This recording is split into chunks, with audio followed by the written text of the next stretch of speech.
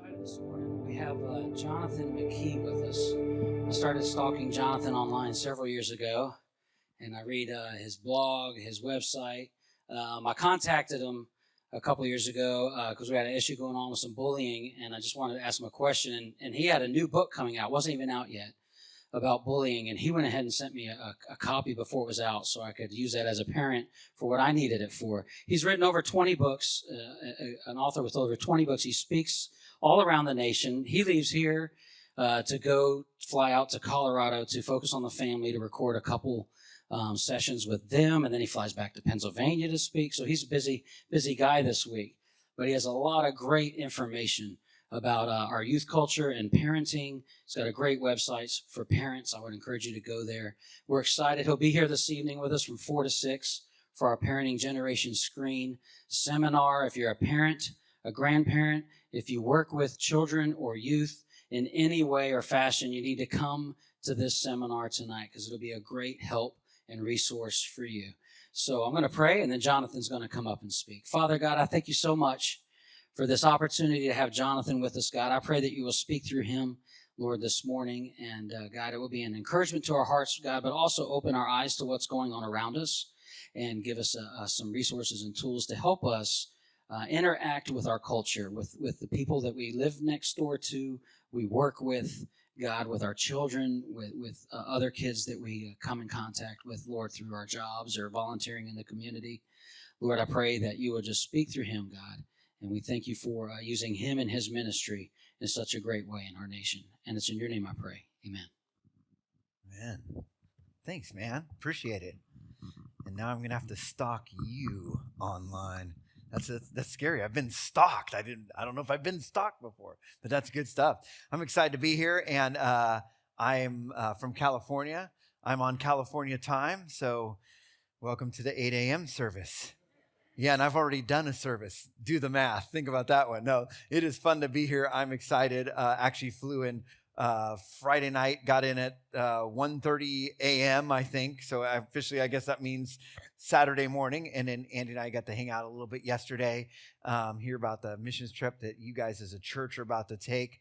That's so cool that you guys are part of that and sending that team. Exciting stuff.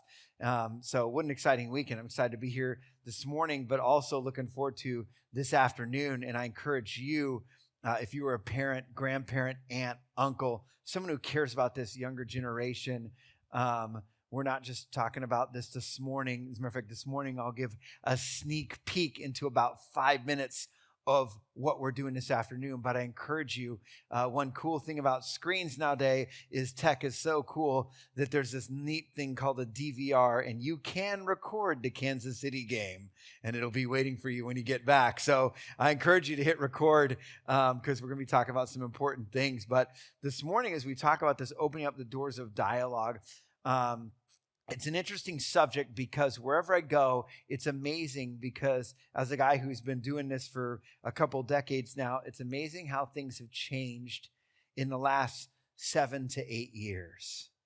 Because now whenever I talk with parents, grandparents, youth workers, and I open up for questions, every single question, I'm not exaggerating, every single question has to do with a screen. So my son's playing video games. So my daughter's on social media. So I work with these teenagers, and they got onto this app where they were, everything. I just spoke at the National Youth Workers Convention and was speaking to youth leaders about today's young people. And I mentioned a couple of things about in the parenting world, here's how we can help parents. When I was done teaching the workshop, a dozen or so youth workers were there waiting to talk to me, and they all had questions. Not a single question was about youth ministry. Every question was them as a parent. What do I do because my son is looking at this? What do I do because my daughter? And it's amazing because, and this is literally in the last 7 or 8 years. Now, when you go somewhere, I know if you go to lunch afterwards, when I do, I'm going to be sitting there, I'm going to go to lunch before the workshop, and I'm going to probably open up my laptop after I eat and kind of go through some slides and look at stuff. And very often when I do this, like for example, My last workshop, I was actually at a school teaching a school assembly, and then I did a parent workshop that night, and I looked over, this was just a month ago, I looked over at the table to my left, I couldn't even resist, and I snapped a picture, because it used to be if two teenagers were at the table next to you, there was lots of noise, there was laughter, there was talking, there was sometimes a waitress going over and saying, please be quiet. There's none of that anymore, because they aren't talking, they aren't laughing, they aren't dialoguing anymore. Matter of fact, whole families don't dialogue. There's young people here sitting here. I'm not here to talk about these stupid young people today and their screens. Matter of fact, we're going to talk about how many hours young people spend on screens. You know who spends more time on screens than young people? Adults. Adults beat out young people by about an hour to an hour and a half. So young people hear this. This is not a young people issue. This is a people issue, because young people are learning it from us as adults. It is fascinating, though, when you start finding out how many young people, for example, bring their screens into their bedroom every night. This is the research we conduct and write about this stuff all the time. Right now, out of high schoolers alone, like 12 through 18-year-olds, 79% bring their phone into their bedroom every night. Now, a lot of us might sit there and go, well, wait a second, what's happening here? Why all of a sudden a change? Well, let me bring you back actually to the last decade, actually. Let me bring you to January 2007, when a guy wearing jeans and sneakers walked out on the stage, and he made an announcement that was life-changing. You see, at the time when he made this announcement, what he said was, today we're going to reinvent the phone. Prior to this, if a young person wanted to be on social media, they had to be on a device connected to a wall on social media, or a laptop there in their house on a computer device. If they wanted entertainment, it was yet another little pocket device. If they wanted their phone, it was yet another. Most young people had 3 to 4 devices. Once he made this announcement, one device that we carry around with us, where you can look at Google, you can carry around your entire entertainment media library, you can watch movies, you can listen to music, you can social media, all of it right in your pocket.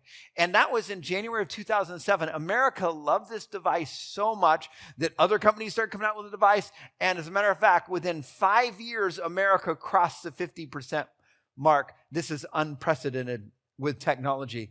Within 5 years, over 50% of the majority of us walking around with this device in our pocket. Most of us carry around with us. Here it is, right here. This device helped me get here this morning. I just punched in the address, and this nice female voice said, turn right, turn left. And most of us guys were used to a female voice telling us where to go. So we're used, but this is good. This is a helpful device. I was going through the airport and I heard a song. I'm like, what is this real quick? Boom, I clicked on it. I hit a button. Thank you, Shazam. It told me who it was. This is great. We love, let me tell you something. I'm not here to tell you this device is bad. My daughter, her husband, yes, I'm officially old. My daughter is married. Her husband is about ready to go to Afghanistan, to Kandahar. Thanks to this device and to a thing called FaceTime, she can look at his face almost every night and have a conversation with him while he's overseas. There's a lot of cool things with this device. We like it. We're so excited about it, as a matter of fact, that when we first got this device, we started handing them to our kids right away. And we realized right away that as we're driving down the road, that they sometimes behave better if we hand them a screen. So is it any surprise that now, whenever they're going somewhere, they're looking at screens? Is it any surprise that now, when I go to do school assemblies on school campuses, that the biggest issue they're dealing with is screens on campus and the ramifications with that? Because now it's changed the way we do everything. We document our lives with these screens, and we have to post and let people know what's going on. Very often we're learning, even at a young age, to wake up and show other people exactly what we look like. But one of the things we didn't predict is that after we post these pictures of ourselves, there's this time of waiting, where all of a sudden we're waiting for the one thing that everybody wants: a like. Because who doesn't want to be liked? Here's the interesting thing. Just in the last 5 to 8 years, ever since we've all had these things in our pocket, all of a sudden, depression, anxiety, teen suicide is all spiking. All of a sudden, every expert out there who's spending time with young people, talking with young people, it's weird. You can look at it right on a chart. We're going to look at it a little bit this afternoon. From 2012 till now, we're seeing a spike in depression, a spike in suicide, especially in young teenage girls. And every single expert out there is linking this to smartphone use, to social media. There's a lady by the name of Dr. Jean Twenge. This is what she does right now. She's out of San Diego State University. And as a lot of people are debating about it, she's all, stop debating about it and start protecting your kids. She actually shows, when it looks at she'll show the correlation of how many hours our kids spend and how depression and anxiety goes up connected with those hours. Now, the crazy thing is, we as moms and dads, we as grandparents, we don't know what to do with this. I have grandparents come to me all the time and they sit there and say, gosh, my grandkids come over. They used to, want to be like, Nana, Papa, play. Now they're like, screen, phone. It's the first thing they ask for. And you see a 3-year-old who's learning how to swipe, right away, and they want the phone, and they want to start navigating, and they want to sit there and stare at it. I have moms all the time that tell me, my 8-year-old, I got him an iPad, and I never see him anymore. And when I take it away, full-on tantrums. We don't know what to do with this. We have no idea. So it's interesting because I've started to see 2 extreme reactions to this, especially in the church, especially with parents.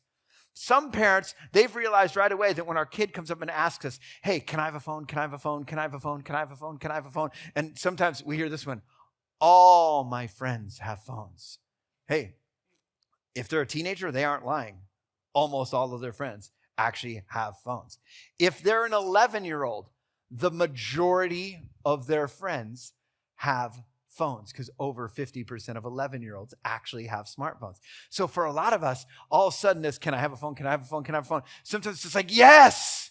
And sometimes we've learned that it's just easier to say yes. We become the overly permissive parent. If I were to divide this country, in 2, if this room represented parents today, I could literally draw a line down there, and against this wall would be the overly permissive parent. That's the parent that just learned that it's easier to just say yes. They become that friend parent, the parent, we call them. And we've seen examples of what that looks like, on our screens.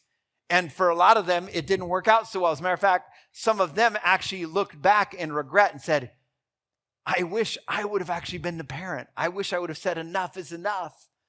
But it's interesting because some of us as parents, we see that and we go, oh, I would never be like that. So what do? We go completely to the opposite side and we become that overprotective parent.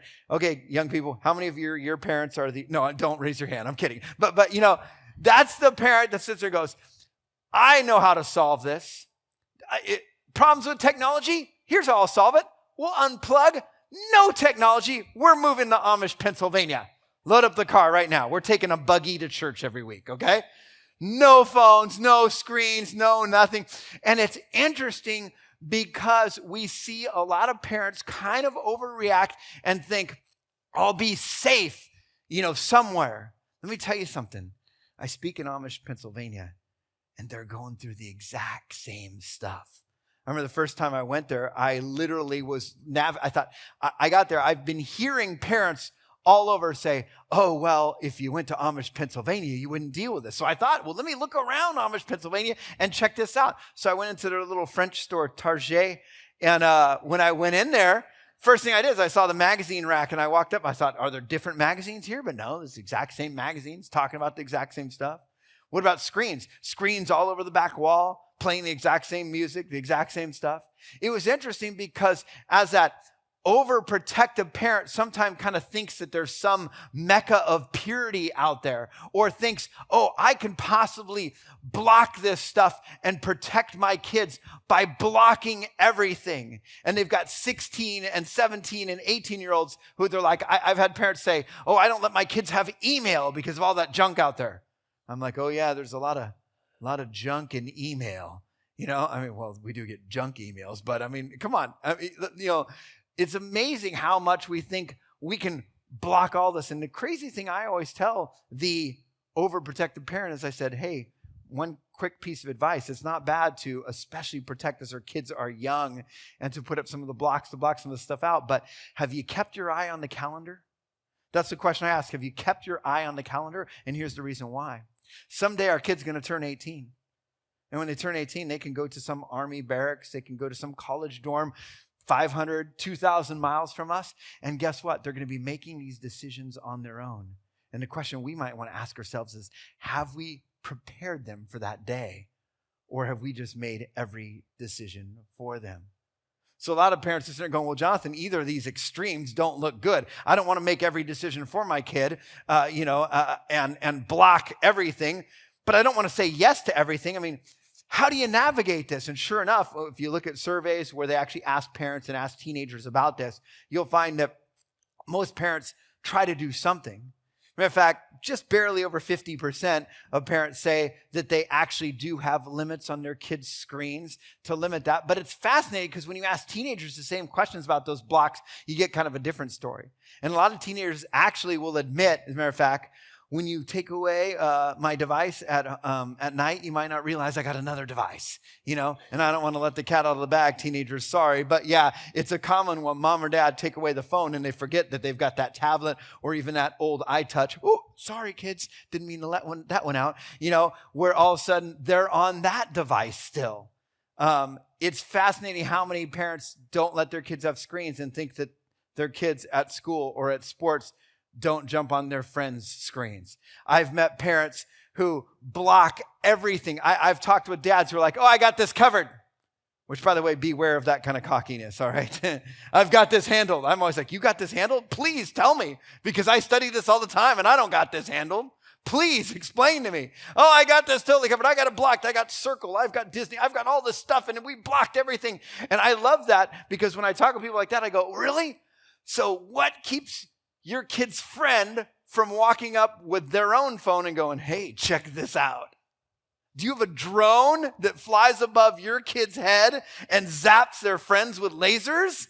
You could probably sell that, actually. But I mean, come on. I mean, blocks is not the answer. It's interesting how kids will actually admit, sure, you might know my Instagram account, but do you know my Finstagram account? Because I got more than just one, mom, dad. The things that lots of times parents don't know. The thing is, a lot of us as parents, we just don't know what to do. And honestly, if we're looking for guidance, we're like, okay, I don't remember the Bible talking about screen time. So how do I raise kids in the truth in a world so overflowing with lies?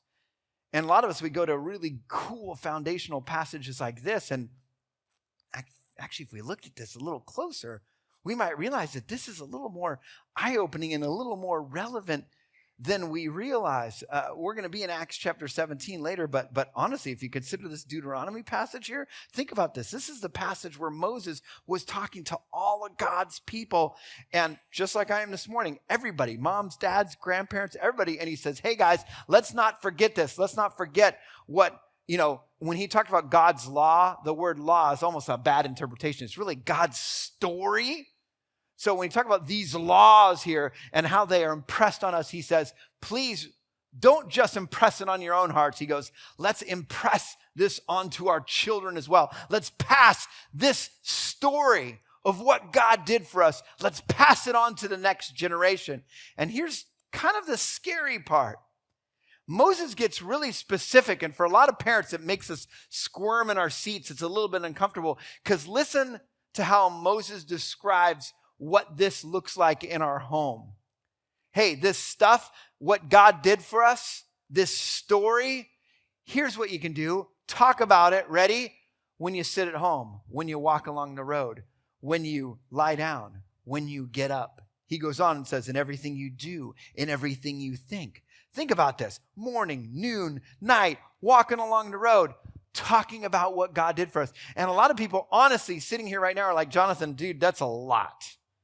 I don't know about this whole morning, noon, and night thing. I mean, I try to drop the kids off to youth group. They're here Sunday morning. Isn't that good? Morning, noon, night. I mean, come on. First of all, I don't know the way it is out in California, Jonathan, but we have jobs, okay? And our kids are at school. So we try to get a few family meals in during the week. But I mean, this whole morning, noon, night, I mean, who has our kids' ears that much? Let me ask that question again. Who has our kids' ears that much? Well, there's actually people that actually add up those numbers, and they could tell you about this. Common Sense Media just literally a couple months ago updated their new survey that they do every 4 years that is all about the amount of time that tweens, 8 through 12-year-olds, and teens, 13 through 18-year-olds, spend on their devices every day. And it's very extensive. You go through all the different numbers. Let me give you the bottom line. Ready? Teenagers average 9 hours and 49 minutes a day. 9 hours and 49 minutes on average. Now, if you're a teenager, you're saying, not me. If you're a parent and you're going, not my kid, don't worry. This is just average. If your kid spends less, there's a kid across the country doing a lot more than making up for it, okay? That's just average. Some parents are sitting there saying, oh, I believe it because whenever I see my kids, they're always staring at a phone because now that this device is in their back pocket, I mean, my gosh, there's not a dull moment where you're walking around. It's amazing that more people aren't walking into the middle of the street and getting hit by cement trucks because we're all staring at our devices. And it's not just that little device in our pocket. We love all kinds of devices. And when you add up all those, it comes to 9 hours and 49 minutes on average for teenagers. So I think the question a lot of us parents are asking is, well, what are they hearing during that 9 hours and 49 minutes? They hearing truth? What are they hearing? Maybe the question we need to really ask ourselves is, how do we respond to our kids who are growing up constantly hearing 9 hours and 49 minutes of what? How do we raise a generation of young people who are absolutely immersed in the culture today? That's why I want to open up to Acts chapter 17, because the Apostle Paul encountered a group of people, ready for this, who were completely immersed in their culture. Matter of fact, the people of Athens, and if you look, and I'm opening up my screen just to prove it's not bad. Actually, the reason I'm really opening up my screen is because I can make the font as big as I want. And my eyes went a while ago, and I got it. Literally, it's like, for God so loved the world. I can make it big. I love it. So if you guys remember that, it's kind of cool. The Bible font there. I've got it big. Acts chapter 17. I encourage you, right when you start in verse 16, what we see Paul going to the place of Athens. And I think the reason this is so relevant for us today is Athens was one of these port towns, a lot of import, a lot of export, a lot of people from all kinds of different religious systems, a lot of different beliefs, all came to this town. And Athens had the philosophy of, hey, all things are good. All philosophies are good. All religions are good. We accept everything. Sound familiar? As a matter of fact, if you lived in Athens, everybody had a coexist sticker on their chariot, okay? Everything's okay. We celebrate all truths, right? It's a little more relevant than we realize, huh? So this was Athens, and Paul, as he wants to reach out to Athens, he realizes, I'd like to find out who this is that I want to reach. So he starts walking around the town. Now you got to realize Paul himself, consider who he was. He was a guy who grew up in the church, was so caught up in religion that he missed out on a relationship with God. Sounds crazy, but think about this. He was so caught up in religion. Do this, do that, walk this far on the Sabbath, wash your hands this way. He knew all those rules in and out, but yet he missed out on a relationship with God. I grew up in the church. I was a pastor's kid. I sat right there. You're in my seat, by the way. Right there. Right. That's where I sat. Right there. It's okay. You can have it. But I sat there every single morning. I knew when to stand up, when to sit down, what hymn we were going to be singing. I knew we were going to only sing verses 1, 2, and 4. By the way, if you're ever going to write a hymn, don't spend a lot of time in verse 3. Nobody ever sings it. The thing is, I knew all the religious stuff. Paul grew up. He knew the religious stuff, but he missed out on a relationship with God so much that if we flip back a few chapters in Acts, it's really fun reading. I encourage you. Your pastor always says, read the Bible. Start in the book of Acts. It's a really good place to start. Or rewind, start in Luke. Then you get the running start for Acts. That's really cool. But when you look earlier in Acts, Paul is walking down the street. God sees him from up in heaven, and literally Jesus says, I'm going to go talk with him. So Jesus comes down, appears before Paul, blinds Paul, he hits the ground, and everything changes, including his name. He used to be Saul, now he's Paul. In his blindness, he saw clearer than he'd ever seen before. Jesus goes, Saul, why are you persecuting me?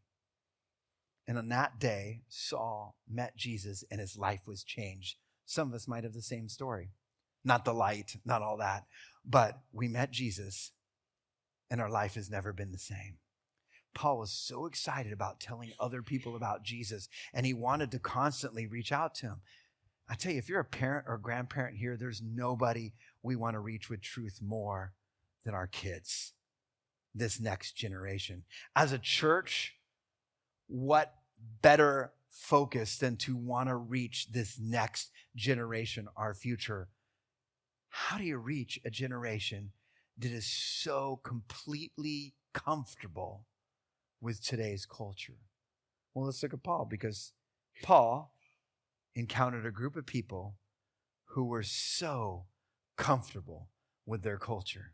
So Paul starts walking around. Let's look, verse 16. While Paul was waiting for them in Athens, waiting for his friends, his spirit was troubled with him when he saw that the city was full of idols. Other versions say Paul was distressed when he saw that the city was full of idols. Pause right there for a quick second. Paul's walking around Athens, and Athens, because they celebrate all religions, has idols everywhere. Paul himself, who grew up, knew that the God that he loves and has a relationship with more than anything else is like, hey, guys, don't have false God. Why do you want to follow a God of gold? The Ten Commandments starts with, have no other gods before me. And when Paul's walking around, he's looking at a place that is like this God. And let me tell you something. When it comes to the other gods, there's some kind of freaky gods. There's some kind of like, there's some kind of very sexual gods. There's, when it comes to all the different kind of worship, there's kind of some nasty stuff there. And when Paul looks at this stuff and he sees a group of people who are putting their hope in some kind of freaky stuff, and more importantly, stuff that is false, and it's going to leave them hanging. It's going to leave them up short. He was distressed. His spirit was troubled. And a lot of us today, when we kind of look at the window of youth culture, we look into that window, a lot of us are distressed with what we see. When we see how comfortable our culture is getting with every kind of sin that's out there. Now, it's kind of crazy because in the last 7 to 8 years right now, young people have access to everything right through a little screen that they carry with them almost everywhere. And this is affecting kids younger and younger. I almost wonder if the Apostle Paul today, if he wanted to reach this generation of young people, I wonder if the first place he would peer would be right into those screens to say, what is this that young people are embracing today? Because even looking at just innocent apps like Instagram, you post pictures. This is cool. It's like a photo album. You can post, hey, cool, look at my dog. Look at our family vacation. Look at my house. Look at my address. Oops. Oh, that's the issue, isn't it? It's interesting that all of a sudden, with each little app, there becomes some areas of danger, some areas of caution, and some things that we didn't even think about. And one thing that Instagram's starting to think about now is that when you jump on an app like this, even though it's a really cool, fun app, and it's meant to share pics, even the CEO of Instagram right now is trying some changes. Do you know that he's trying in 7 different countries, and they just tried in the U.S. With certain users? They're trying something where you don't see the amount of likes somebody else has. And the CEO said this, he wants to create a less pressurized environment for young people because young people are so caught up in, well, that's funny. My friend Christina posted a picture of her dog and got 187 likes. I posted a picture of my cat and I only got 43 likes. Why? And what we're seeing is young people be drastically affected by this little barometer of our self-esteem right here. How many friends you got? Oh, look, you can write here, write in black and white. How liked are you? Well, let me see how I'm trending today. It's all determined by this device right here. And if the Apostle Paul was looking at that, maybe he would see something interesting. For example, this little number right there, followers. I'm going to spend some time in a workshop this afternoon talking about this because this number right there is changing how young people think about themselves. Because young people are getting caught up in how many followers they have. I just want to give you a small glimpse because we're going to go in detail this afternoon, but just to give you a peek, because I think this is what the Apostle Paul would see today. See, when young people post stuff today, one of the big things is, well, how many people are going to see this and what are they going to think of me? And some of the things that young people are now thinking of today is, well, gosh, I don't know if I really want somebody seeing me in that outfit. I already was in that outfit in this other pic. So they're starting to think twice about what they wear and because they're posting stuff. So this is one of those issues, and it all has to do with this audience of followers. Here's another thing about followers. Now that we're raising a generation who are glued to screens, some of the favorite activities of our kids, for example, is to watch fun, innocent little videos. The number one activity 8 through 12-year-olds enjoy is just watching fun videos. And these are innocent, a lot of them. Some of them aren't so innocent. We're going to get a glimpse at some of those this afternoon to kind of show what's out there, what are the most popular videos young people are watching. But a lot of young people, when they watch these, they think this is fun. And not only is this fun, but I could do that. As a matter of fact, 72% of Generation Z, that's 24 and below, would love to be some type of online celeb. I've talked with people in the church already. A lot of people are like, oh yeah, my grandkid or my kid builds Legos and wants their own page someday. You know what that means? It means you need followers. So you know what that means? That means that now we're walking around and we're hoping more people will follow us. And oh, cool. Hey, this guy named Ted Bundy wants to follow me. Cool. Yes. Another follower. And you know what a lot of our kids don't realize? That now Ted Bundy sees exactly where we are on a map. Because most young people don't go in and set their settings to where only certain people could see, And these are the conversations that a lot of parents aren't having. And honestly, this is why most of what I do when I spend time talking with parents is like, hey, have you ever taken them through the DMV guide? It's so funny, for social media. If our kid wants to drive, we don't just throw them the keys and say, good luck. It's a stick shift. We don't do that. If our kid wants to drive, you know what we do? The law says we got to sit next to them for 50 hours and teach them. They got to go through a book. They got to take a test. And we're going to talk to them about, be careful when you're merging right there. Watch out. That's a California plate. That's a dangerous driver there. Watch out, And we teach them. But what do we do with a phone? We just hand it to them and say, don't do anything stupid. Maybe we should take them through the manual. The thing is, we as families, we love our entertainment media. And some of us, we overestimate stuff. I met a homeschool family. I was teaching a homeschool conference and came up and said, oh, well, we don't even do TV. I go, do you not actually have a TV in your house? Oh, no, we do. But we only have Netflix. I'm like, you are aware that Netflix is TV and movies and porn. No, she didn't know that at all, as a matter of fact. And do they know what's actually on that device? A lot of us don't. What about the music our kids are listening to when they got those headphones on all the time?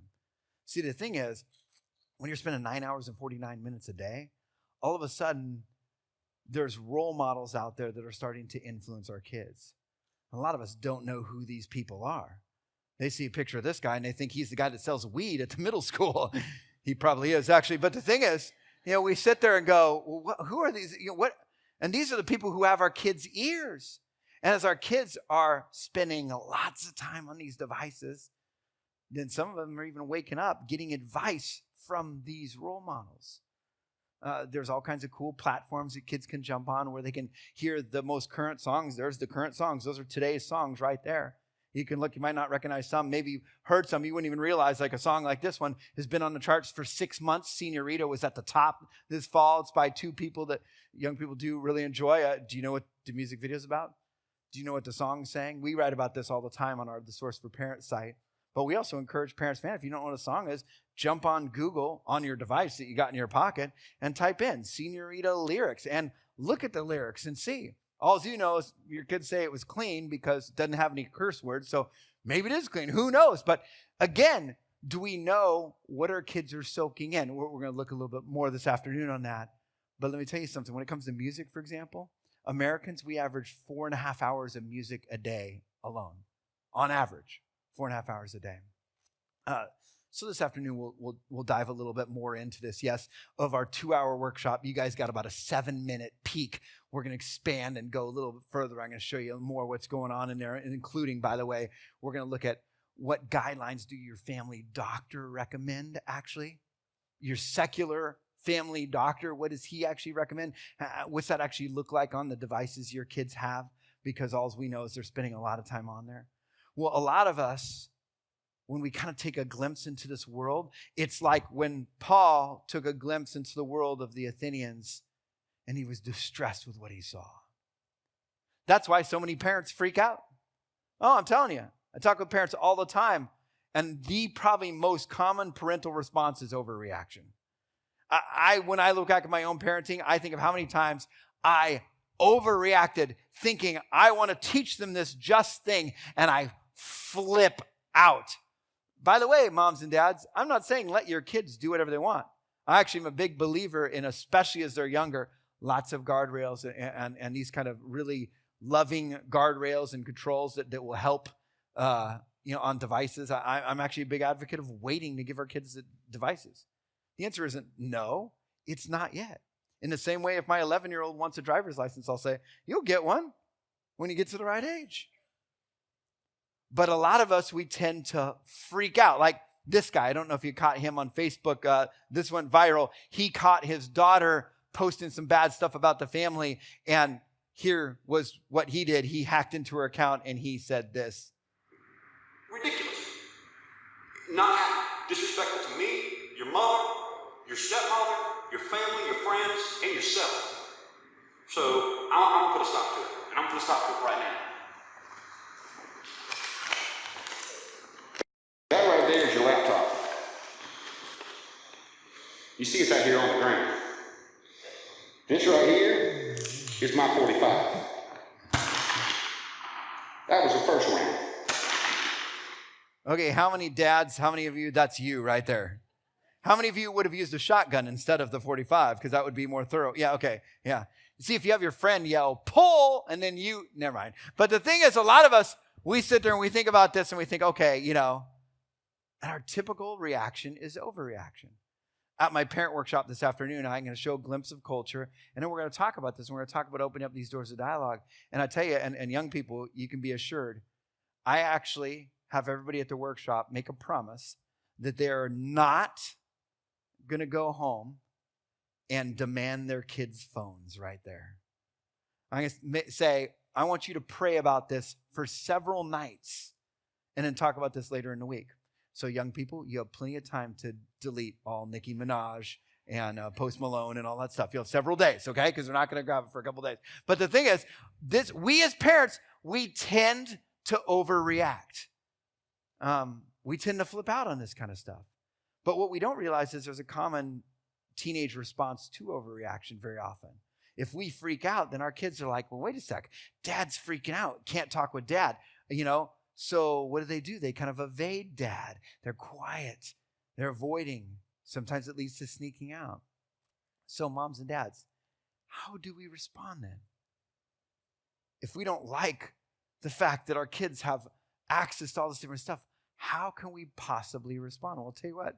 Remember that we left, I left you hanging here with the Apostle Paul. Right here in verse 16, we already found out that he was distressed when he looked at all these idols. But what's he do? Let's look. Does he freak out? Does he start tipping over idols? Verse 17, he said this. Wait, I got to get there myself. Oh, there we go. Scrolling down to the spot. Verse 17, so he reasoned in the synagogues with the Jews and with those who worship God, and in the marketplace every day with those who happen to be there. And there also were the Epicurean and Stoic philosophers who argued with him. And that word argue, that kind of argue has negative connotations in English. What that really means is discuss. They thoroughly were like, let's talk about this. Let's digest this. And so they dialogued and talked about this. And I'm watching the time here, and we got to be careful of time. So I'm not going to read the rest of this, but it was interesting. Paul doesn't freak out. He doesn't tip over idols.